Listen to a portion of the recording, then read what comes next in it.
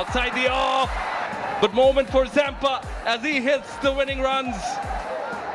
And the Aussies get their win on Bangladesh soil. রুদ্ধশ্বাস তৃতীয় ওয়ানডেতে এক উইকেটে হারল বাংলাদেশ। জয় দিয়ে টি-20 বিশ্বকাপ শুরু নারীদের। হোয়াইট ওয়াশ হল না অস্ট্রেলিয়া। কুপার কনলির বিরুদ্ধে জয় পেল অজিরা। জয়ের আশা জাগিয়েও তৃতীয় ওয়ানডেতে এক উইকেটে হারল বাংলাদেশ। তাওহিদ হৃদয়, লিটন দাস ও মোসাদ্দেকের হাফ সেঞ্চুরিতে 274 রান তুলে বাংলাদেশ। জবাবে কনলির ক্যারিয়ার সেরা 149 রানে ভর করে এক উইকেটের জয় পায় অস্ট্রেলিয়া। শরীফুল নিয়েছেন 6 উইকেট। মাইটি অস্ট্রেলিয়াকে হোয়াইট ওয়াশ করতে পারলে 16 কলা পূর্ণ হতো। এইভাবে হারলে আক্ষেপ হওয়ারই কথা। তারপরও সিরিজ জয়েও ইতিহাসে বাংলাদেশ অজিদের বিপক্ষে প্রথমবার এমন অর্জন টিম টাইগার্সের। প্রথম 2 ম্যাচে বিপর্যস্ত অজিরা শেষটায় নিজেদের সামলে নিয়েছে। হারতে হারতেও হারেনি। ভালো শুরু পেয়েও বিপদে পড়েছিল। বেঞ্চ থেকে ফেরা শরীফুল জোড়া আঘাতে বিদায় করেন জশ ইংলিশ ও ম্যাট রেনশোকে। তাসকিনের শিকার হয়ে ফেরেন অ্যালেক্স ক্যারিও। 3 উইকেট হারালেও হাল ছাড়েননি opener Cooper Connolly. Marnus Labuschagne, Cameron Green ও অলিভার পিকের সঙ্গ নিয়ে বাঁচিয়ে রাখেন জয়ের আশা। মার্নাস লেবুশেনকে 29, ক্যামেরুন গ্রিন ও অলিভারকে 27 রানে থামালেও তখনও ম্যাচে ফেরা হয়নি টাইগারদের। কনলি ঠিকই এক প্রান্ত আগলে রাখেন। তবে শেষে গিয়ে খেই হারায় অস্ট্রেলিয়া। শরীফুল মুস্তাফিজের পেস তোপে 5 রানের ব্যবধানে হারায় 4 উইকেট। এর মধ্যে আছেন ডেঞ্জারম্যান কনলি। ক্যারিয়ারের প্রথম সেঞ্চুরিটা 149 রানে টেনে নেন 13-4 ও 6 ছক্কায়। ফিনিশিংয়ে ভুল করেনি অস্ট্রেলিয়া।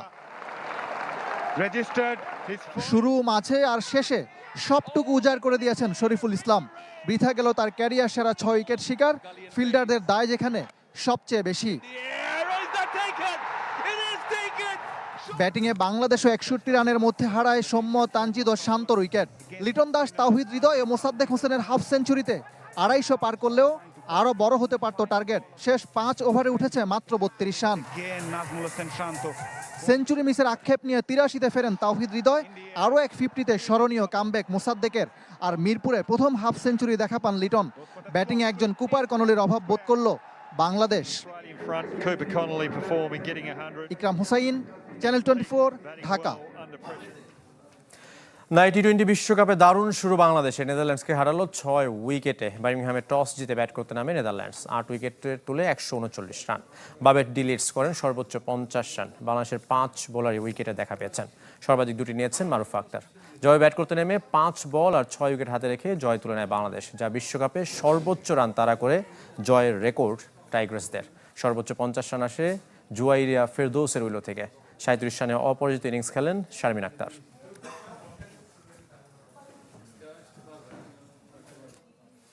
রাতে আসর শুরু করছে 4বারের বিশ্ব চ্যাম্পিয়ন জার্মানি। প্রতিপক্ষ নবাগত দেশ কুরাসাও। হিউস্টন স্টেডিয়ামে ম্যাচটি শুরু রাত 11টায়। এরপর ডালাস স্টেডিয়ামে রাত 2টায় এফ গ্রুপের হাই ভোল্টেজ লড়াই মুখোমুখি নেদারল্যান্ডস জাপান। আর সোমবার ভোর 5টায় ফিলাডেলফিয়া স্টেডিয়ামে 12 বছর পর বিশ্বকাপে ফেরা আইভরি কোস্টের প্রতিপক্ষ লাতিন আমেরিকার দেশ ইকুয়েডর। আর সকাল 8টায় সুইডেনের প্রতিপক্ষ তিউনিশিয়া। 4বারের বিশ্ব চ্যাম্পিয়ন জার্মানির বিপক্ষে ম্যাচ দিয়ে বিশ্বকাপ অভিযান শুরুর অপেক্ষায় নবাগত দেশ কুরাসাও। এদিকে ব্রাজিলকে রুখে দিল মরক্কো। 1-1 গোলে ড্র হয়েছে ম্যাচ। 5বারের বিশ্ব চ্যাম্পিয়নদের সাথে সমান তালে লড়েছে অ্যাটলাস লায়নরা। ড্র করেছে সুইজারল্যান্ডও। কাতারের কাছে পয়েন্ট হারিয়েছে তারা। তুর্কিয়াকে হারিয়ে চমক দেখিয়েছে অস্ট্রেলিয়া। আর হাইতির বিপক্ষে 1-0 করে জিতেছে স্কটল্যান্ড। নিউ জার্সির মেটলাইফ স্টেডিয়ামে শুরু থেকে দাপট মরক্কোর। লুকাস গোলের দেখা পায়। বিশ্বকাপ তো প্রথম ম্যাচে জেতা যায় না বলছেন ব্রাজিল কোচ কার্লো আনচেলত্তি। তবে মরক্কো ম্যাচে শিশুদের পারফরমেন্সে সন্তুষ্ট নন ইতালিয়ান মাস্টারমাইন্ড। আর মিডফিল্ডার দানিলো মনে করছেন ভাগ্য সহায় থাকায় ম্যাচ হারেনি ব্রাজিল। ড্র দিয়ে শুরু হেক্সা মিশন। তাতে হতাশ ফুটবলার থেকে সমর্থক, কোচ সবাই। চেনা ছন্দে ছিলেন না শিষ্যরা। প্রথমার্ধে সমতায় ফিরল সন্তুষ্ট নন কোচ কার্লো আনচেলত্তি। তবে দলকে আগলে রাখলেন ইতালিয়ান মাস্টারমাইন্ড। এক ম্যাচ দিয়ে বিচার করতে চান না শিষ্যদের। প্রথমার্ধে দল ভালো খেলেনি, ফুটবলাররা স্নায়ুচাপে ছিল। তবে দ্বিতীয়ার্ধে আমরা ভালো খেলেছি। এক ম্যাচ দিয়ে দলকে বিচার করতে চাই না। আশা করছি পরবর্তী ম্যাচে দল উন্নতি করবে। বিশ্বকাপ তো প্রথম ম্যাচেই জেতা যায় না। মরক্কো ম্যাচে ব্রাজিলকে বাঁচিয়েছেন ভিনিসিয়াস জুনিয়র। তার গোলে হারিয়েছে 5 বারের বিশ্ব চ্যাম্পিয়নরা। পরের ম্যাচগুলোতেও পার্থক্য করে দিবেন রিয়াল মাদ্রিদ ফরওয়ার্ড, বিশ্বাস কোচ আনচেলত্তির। প্রতিপক্ষের জন্য বিপজ্জনক ছিল ভিনি, সে ভালো খেলেছে। তার যে সামর্থ্য, আমার বিশ্বাস এবারে আসরে সে দারুণ সময় পার করবে। এদিকে মিডফিল্ডার দানিলো আর কাসেমিরো মনে করছেন ভাগ্য সহায় থাকায় প্রথমার্ধে বেশি গোল কনসিড করতে হয়নি ব্রাজিলকে। আমাদের ভুলে আমরা বারবার বিপদে পড়েছিলাম। ভাগ্যিস প্রথমার্ধে আরো বেশি গোল কনসিড করে পিছিয়ে পড়িনি। মরক্কো কঠিন প্রতিপক্ষ, আমরা জানতাম ম্যাচটা কঠিন হবে।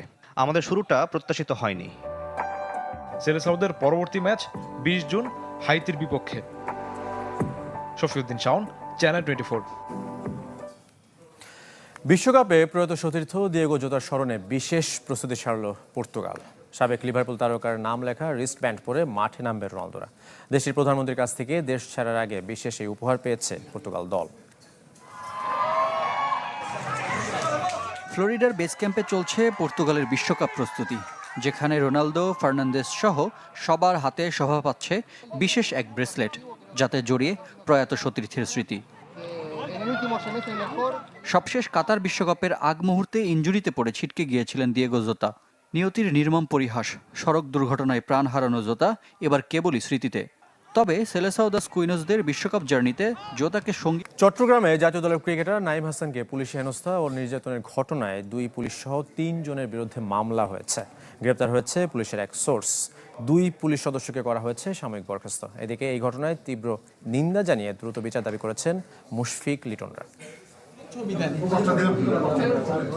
খুলশী থানায় হেনস্থা এবং নির্যাতনের বর্ণনা দিচ্ছিলেন জাতীয় দলের ক্রিকেটার নাইম হাসান।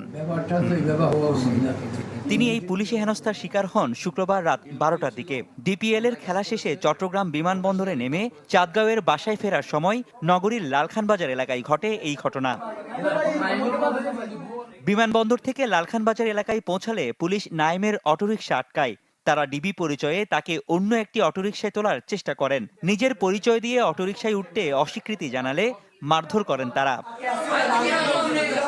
স্থানীয় লোকজন নাইমকে চিনে এগিয়ে এসে ঘটনার প্রতিবাদ জানালে পুলিশ জোর করে তুলে তাকে থানায় নিয়ে যায়। সেখানেও ওসির উপস্থিতিতে আরেক দফা হেনস্থা করা হয়। পরে খবর পেয়ে থানায় ছুটে যান স্বজনরা। এক পর্যায়ে তাকে ছেড়ে দেওয়া হলে প্রাথমিক চিকিৎসা নিয়ে বাসায় ফেরেন নাইম।